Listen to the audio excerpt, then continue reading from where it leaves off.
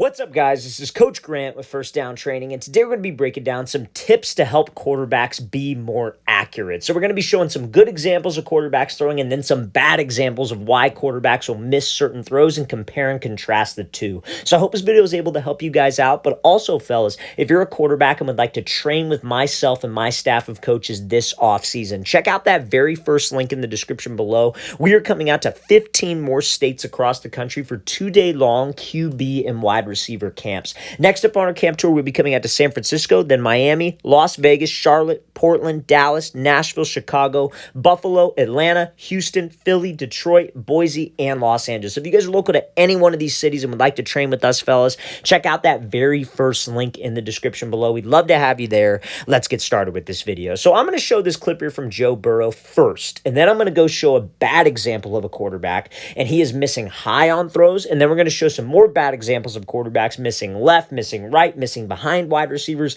and what causes all of these problems, okay? So accuracy has everything to do with your release point, but you cannot get to a consistent release point when you throw without having a consistent lower body and hip rotation mechanics. And we're going to talk about what I mean by that throughout this clip. So we look at this throw from Joe Burrow, on the money throw, timing out route right in front of the wide receiver, and the key to accuracy is this right here in this release point. There are two keys. Number one, when you guys throw, you want to try to keep your hips and your shoulders completely square to the target. So what I mean by that is you want to literally be able to draw a square with your body because that allows your release point to stay inside your frame. A lot of times quarterbacks tend to over-rotate. They'll swing their shoulder, and this like shoulder and hip will end up facing this guy in the pink shirt right here. But when you start to swing open, you maybe start to dip your head out of the throw a little bit, this arm starts to exit your body frame. It gets pulled off of something called the midline. Now, it's much more than me just telling a quarterback, hey, keep your shoulders and your hips parallel to the target. There are a lot of things that he has to do with his lower body in order to keep his hips and shoulders parallel to the target. Because if you guys just focus on keeping your hips and shoulders square, but you don't generate power here, you're going to feel like the ball is going to fall right into the ground 5 yards away. You're not going to have any juice behind this ball. Because guys, quarterbacks, we are rotational athletes. We're going to rotate one way or the other. We're either going to rotate at my hips or we're going to be rotating at my shoulders and with my head. And so if your lower body is flawed and you can't get that hip rotation, your shoulders, your head starts to dip. So we have to get the ball there. Instinctually, if we're throwing a 15-yard pass, we're going to do whatever it takes to get the ball there. But mechanics are so important because we could get the ball there all day long, but if it's not consistent, it doesn't matter. We want to be able to get my lower body engaged and have a proper throwing sequence so I can be consistently accurate and have the right velocity on throw. And that's what we're going to talk about throughout the course of this video. So that's the first key to accuracy, hips and shoulders parallel. And we're going to show some examples of what causes quarterbacks not to get there. And then the second key is this front hand. Everybody, I'm sure at one point has been told to, hey, keep your arm up, keep your hand up by your collarbone. You want to try to keep your hand, I say, eating the sandwich. You don't want to have your elbow drop down to your hip. A lot of people used to teach, take this front elbow and break glass down, swing this elbow down. But when that elbow starts to swing down as a source of power, your head, your body starts to lean this way, and guess what your release does? Gets pushed overly high, and that's why a lot of quarterbacks will miss high. But quarterbacks used to do this simply because they were not rotating and generating power enough with their lower half, because they have two things called improper timing and improper sequencing with their throws. And we're going to talk about how to get that today. So 2 points of accuracy, fellas. Hips, shoulders, square to the target, keeping your head steady and keeping that hand up by your face like you're eating a sandwich or at your collarbone while maintaining that square position. So how can we get there? Why do quarterbacks not get there? Because it's very easy for me to say just, hey, get to that spot. We cannot get to that spot without doing a couple things first. So this is the first kind of incorrect example, if you will, of a quarterback throwing. So guys, when we go to throw, to be able to rotate with your hips, it's not just about rotating with your hips. It's about the timing of the rotation with your hips. When you guys go to throw, you want to be able to step. It's honestly like if you guys are baseball players, anybody listening to this, it's exactly like hitting a baseball bat. When the pitcher throws you a ball, what do you do with your front foot? You step to the ball. You step to the pitcher. But does the bat come through the same time you step? No. When you step, the bat stays loaded back and your hips rip the bat through. That's how you get torque. That's how you get velocity on the ball. Now, as a quarterback, that's not only how you get velocity on the ball, and that separation right there, bat staying back, hips firing through, that's called hip and shoulder dissociation, aka separation. You want your upper body to be separate from the lower body. However, when you rotate as a quarterback through here at your hips, you can keep your spine straight. You can keep your head straight. You don't need to take your front elbow and rip it down. You don't need to take your front shoulder and rip it open, simply because you don't need to do it. You're rotating from your hips. You're getting power from your legs, your core, so your release point can stay more consistent. So let's watch what this quarterback does. So when he throws it, the ball obviously misses high, right? So over this guy's head, this is how far of a throw, 5, 10, 15, 20-yard throw, and he's missing over the top, right? That's a throw that should be right on the money every single time, if I'm being honest with you guys. So why is he doing this? So reason why he's doing this is because his throwing sequence is flawed. Remember, when your front stride gets down, where do you want your shoulders to be? You want your shoulders to be loaded so the hips can go through before the shoulders and before the ball. It's called a throwing sequence. So you want stride, hips, shoulders, ball, in that order. But if this front foot doesn't get down fast enough, you see how when he goes back with the ball, and he's getting to that like backstroke position that we always talk about, but you see when his front foot gets down, because it takes a while to get down, what's happening? Front foot's down, his shoulders, he's at a 90-degree angle, his front shoulder is coming open, and a lot of his body weight is forward. So that means that he has a flawed throwing sequence. Without me even looking at this, his front foot's down. If he's here, his shoulders are going to come through before his back hip and before his legs. And watch what he has here. You see how this elbow and this shoulder are ahead of his back hip and his back foot, and his back toe really isn't pivoting through. That's not getting your lower body engaged enough in the throw. And that's why I constantly harp on hip rotation, weight transfer, base, weight being back, so we can have the right timing, because it affects accuracy. It's not throwing a baseball, fellas. This is a football. It is much heavier than a baseball. We are trying to hit a moving target.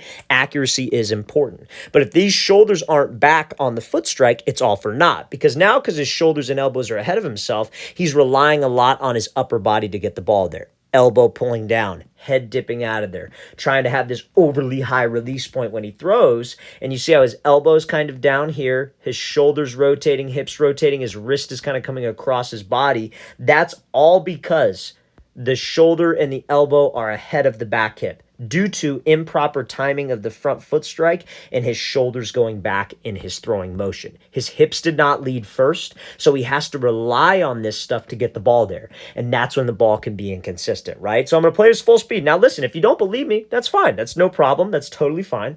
Let's look at, compare and contrast this Joe Burrow clip. Because a lot of people hear what I say, but they're like, well, this is a video. Like, this is, you're breaking down what the guy's doing wrong, or you're breaking down what the guy's doing right, but how do I know that's going to work for me? How do I know that there's actually a difference? Let's pay attention to this Joe Burrow clip right here. And that's a fair critique, right? That's a totally fair critique, but let me show you. So when he goes to throw, I want you to pay attention to where his shoulders are, where his hips are, when his front foot comes down. Remember, throwing sequence. What's the first part? Front stride. Front stride's down. Where are his shoulders?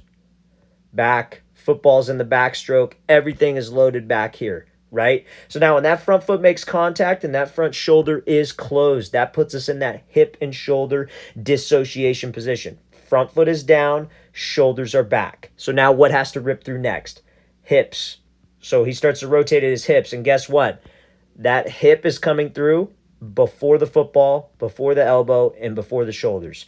That is the right throwing sequence. So he's generating power here. He does not need to generate power with his head, with his shoulder, with his elbow. His lower body's taking care of it because he had the right timing.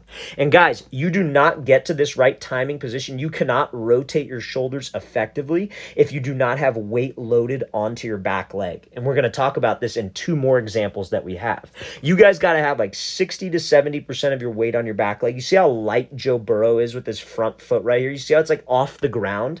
That means that his weight's loaded on his back leg. When your weight is on the back half of your body, it makes it very easy for you to rotate your shoulders this way.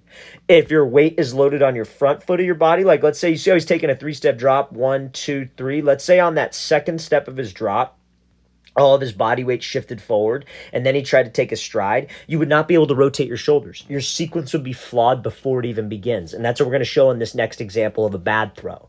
But because he gets his weight back, that allows him to rotate those shoulders back. So honestly, I would consider the back leg having 60 to 70% of your weight on it to be first part of the throwing sequence. So you got to have weight on your back leg. It's got to be inside your frame. And when that stride gets down, because of where your weight is, that allows you to rotate those shoulders. So now I'm on time. Now my throwing motion is on time. Now guess what? Front foot gets down, hips go through first, and I can actually keep the hand up by my collarbone. I can actually keep my head steady. My shoulders and my hips can stay parallel, and now it's just about snapping my wrist. I freaking hate when quarterback coaches see a kid miss a throw and they completely neglect the lower body, because the lower body is the key to everything. They'll just say, oh, keep your hand up higher, or oh, flick your wrist at the target. You flicked it a little bit late. It's totally bad advice. Terrible advice. That's not teaching you the reason why. You have to know the reason why you are pulling your front elbow down. You're dipping your head. You're over-rotating with your shoulders. 99% of the freaking time, fellas, it has to do with where your base is loaded,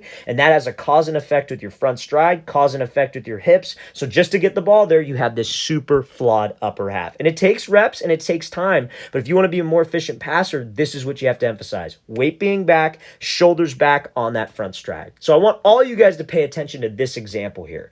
This quarterback misses to the right. This is a bubble screen. This ball should hit the quarterback catching for him right in the chest. But again, a lot of people, when they're doing drill work, when they're training, they emphasize speed, they emphasize different drills without emphasizing mechanics. We can emphasize both, fellas. It's really not that hard. Let's emphasize drill work. Let's do mechanic work while we're doing the drill work. So watch what he does. We're going to quick game bubble screen throw here. Look at where his base is. I want you to pay attention to where his weight is. So you see how that ball is kind of like tailing this way, right? Missing very, very far to the left. So let's look at his base when he catches this quick screen drill.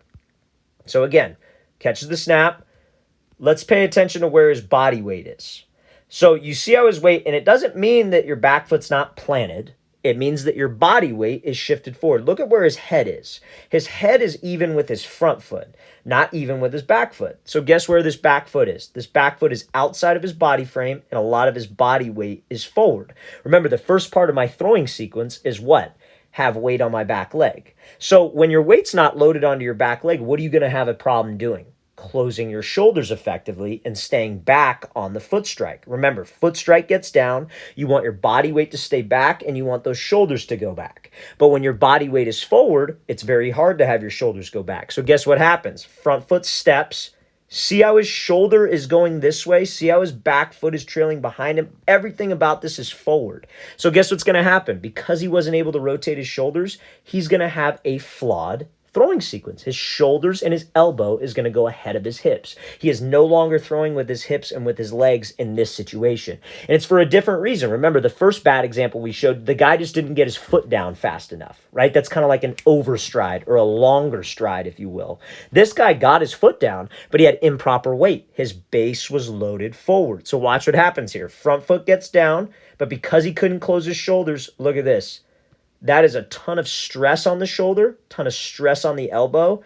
Back foot, back hip are all trailing behind him. He jumped a step in the throwing sequence. He went stride, shoulders, then back hip, but that's not, if the back hip is last, it's non-existent in the throw.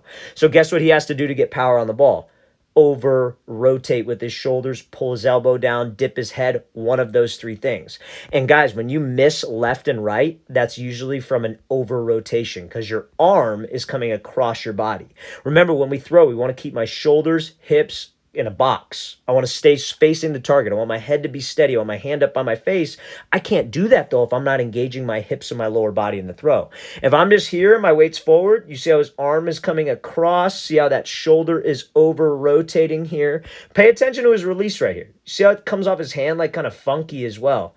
Arm is coming this way, not extending at the target. And again, coaches will see this. Coaches love to watch the ball, not watch the athlete. That's something, if you're a coach watching this, you got to train yourself not to watch the ball. We are here to watch the athlete and critique the mechanics of it. But a lot of guys will say, oh, you're coming across your body, just flick your wrist more at the target. When that's not even the freaking root cause of the problem. The root cause of the problem is the guy's base.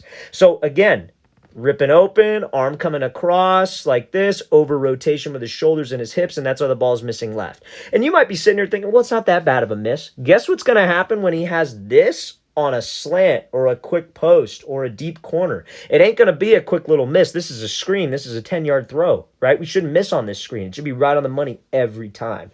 And it has everything to do with the base and the throwing sequence timing. Guys, you got to understand that it's more than just where your wrist is. It's more than just where your hand is. If you cannot generate power effectively with the lower half, we are not going to be consistent. And then let's look at another Joe Burrow example, right? Perfect example of this. Where's his weight? His weight is loaded onto his back leg. He's light on his front foot, and that allows him to do what? That allows him to close those shoulders on the foot strike. Again, mechanically sound position. Shoulders back, weight is back when the front foot gets down. His body weight is not forward. What happens? Hips clear first, ball and football are behind, and look at that finish point. He could actually extend. Release comes through naturally. Shoulders, hips stay level, head stays level, and everything about this ball is in a good spot. So guys, it's about base. It's about foot strike timing. It's about throwing sequence if you want to be more accurate. All right, fellas, really want to thank you for watching. I really appreciate it. If you have any questions at all, don't hesitate to leave those in the comment section below. Always appreciate the feedback. It's always great to hear from you guys. And again, fellas, if you would like to train with us in 15 different states this offseason, check out that very first link in the description below. We'd love to get you out to one of our off-season camps. I'll see you guys next time.